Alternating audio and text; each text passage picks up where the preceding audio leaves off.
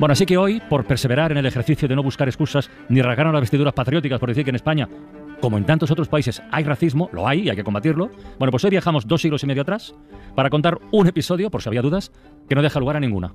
Absolutamente a ninguna. A ninguna duda, O sea, efectivamente, sí. Porque... Es que el titular estoy por decirlo, pero dilo. bueno, dilo tú. Dilo, venga, anda, venga. En verano de 1749 alguien urdió un plan, pero una cosa estructurada, para extinguir a los gitanos. Totalmente, así es.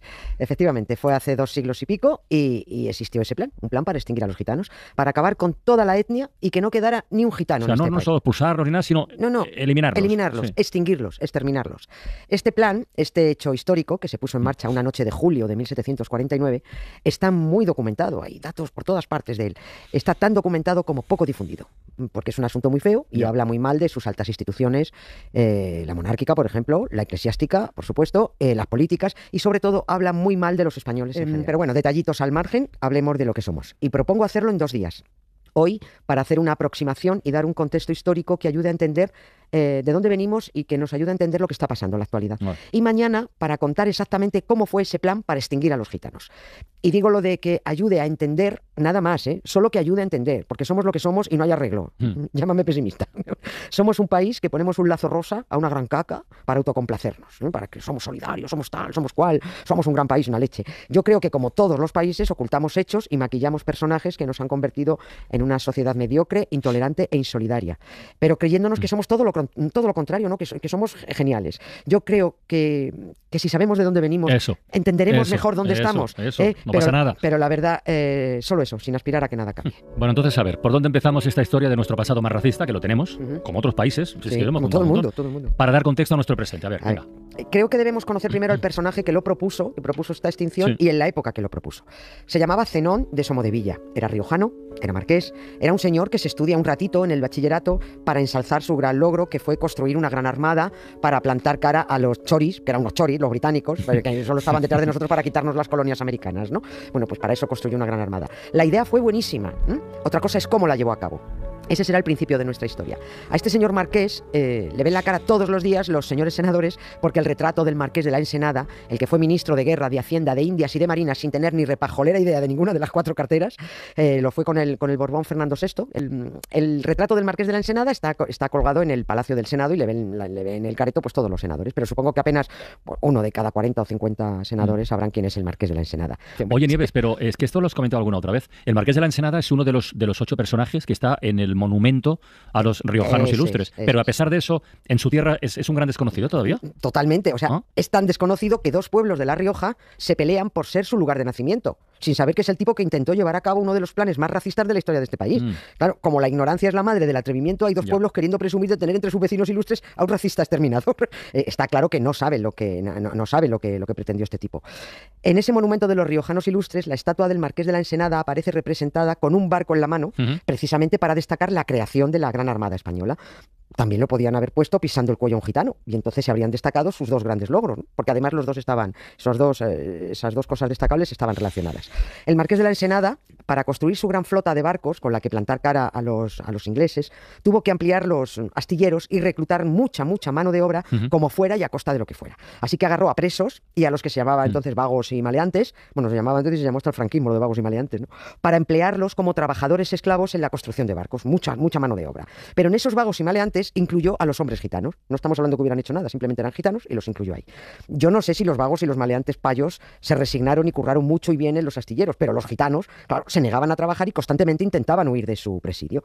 Esto cabreó mucho al marqués y es lo que le empujó a pergeñar su plan de extinción de los gitanos. Así lo llamó él. Este es el nombre que le dio. Plan de extinción de los gitanos. El plan no era nuevo, pero esta vez iban a por todas. Vamos a seguir tirando del hilo. Estamos en el verano de 1749, pero ¿cuándo llegan los gitanos a España? ¿Y desde dónde llegan? ¿O estaban ya aquí por aquel entonces? No, vienen, bueno, a ver, en el 1749 sí, pero viene de lejos y vienen de lejos. Al parecer su origen, según los historiadores, está en la India.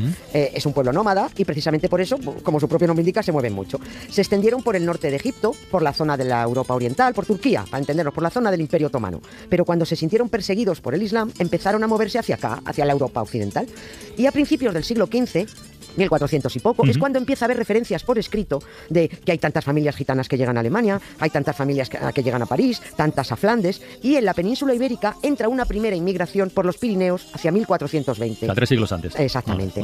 Luego llegó otra atacada de inmigrantes procedentes de Grecia, a los que se les llamó grecianos, de ahí viene, de grecianos derivó a gitanos, no sabía eso. de grecianos a gitanos. Los reyes católicos los llamaban egipcianos también, porque venían de esa parte y los llamaban así, grecianos o egipcianos. Eran inmigrantes que se identificaban como peregrinos religiosos porque huían del Islam, perseguidos por ser cristianos. Así que fueron bien recibidos en Castilla. Si son cristianos, pues lo mismo son buenos, dijeron ellos. Eso sí, eran gentes desconcertantes, vestían raro, muchos colorines, las mujeres con turbantes, velos, grandes sombreros, iban descalzas.